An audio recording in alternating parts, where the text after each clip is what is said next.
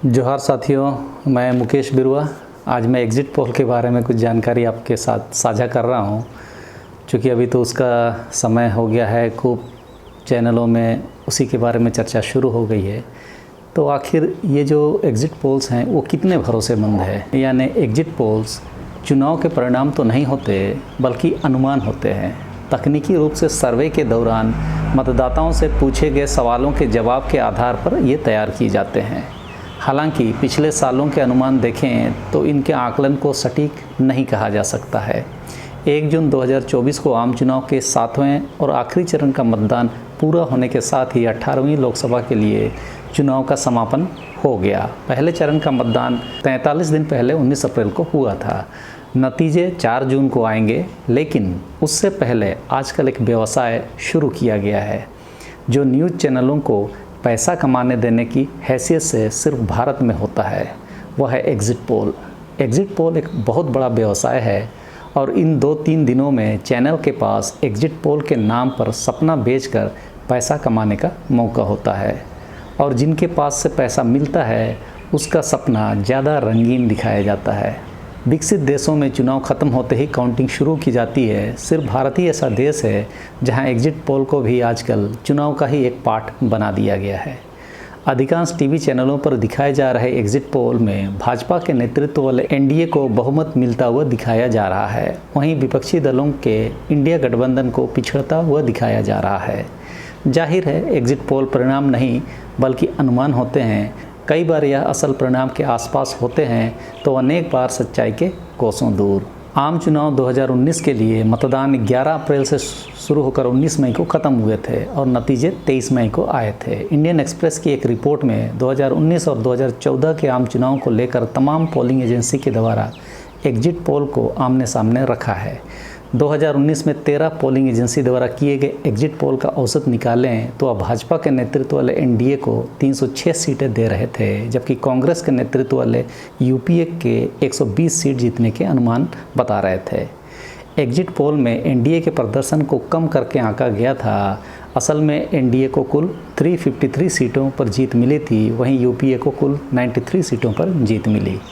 मुख्य दलों की बात करें तो भाजपा 303 और कांग्रेस 52 सीटों पर जीती थी। 2014 में 8 न्यूज़ चैनलों द्वारा किए गए एग्ज़िट पोल का औसत निकालें तो वह भाजपा के नेतृत्व वाले एनडीए को 283 सीटें दे रहे थे, जबकि कांग्रेस के नेतृत्व वाले यूपीए के 105 सीट जीतने का अनुमान बता रहे थे।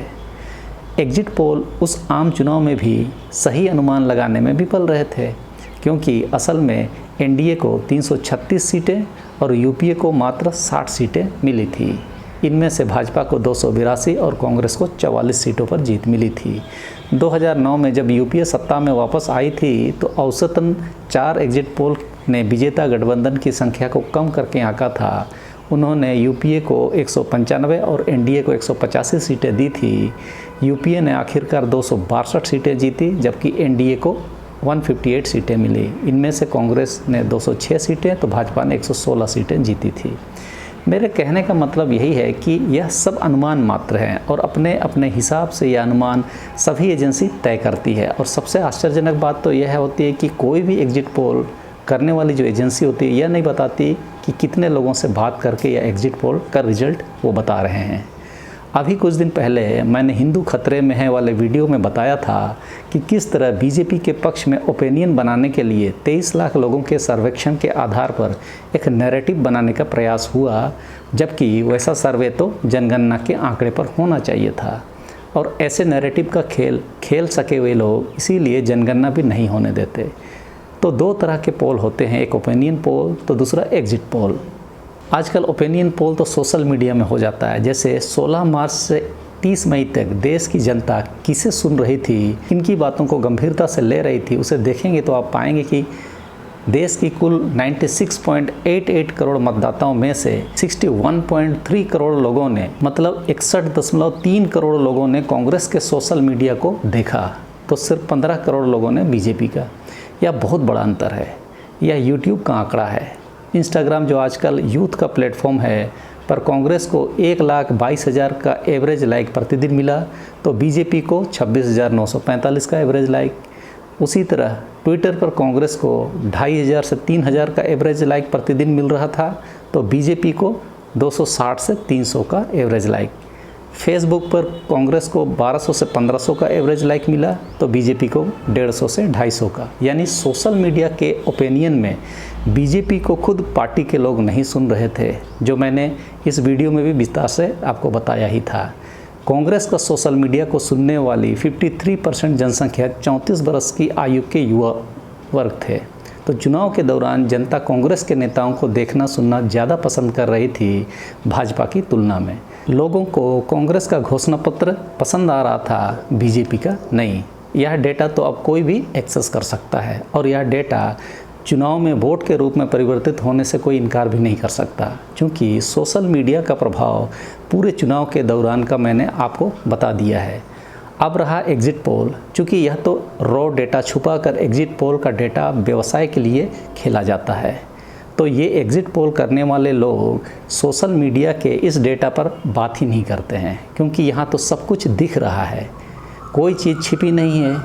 यह सब मैं आपको जानकारी के लिए बता दे रहा हूँ कि एग्जिट पोल के चक्कर में अपने विचार बदलने की कोई ज़रूरत नहीं है।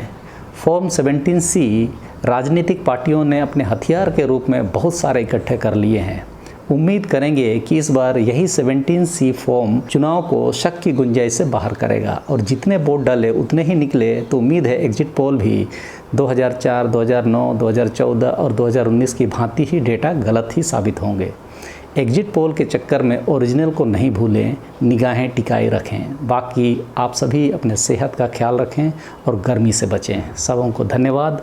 जोहार।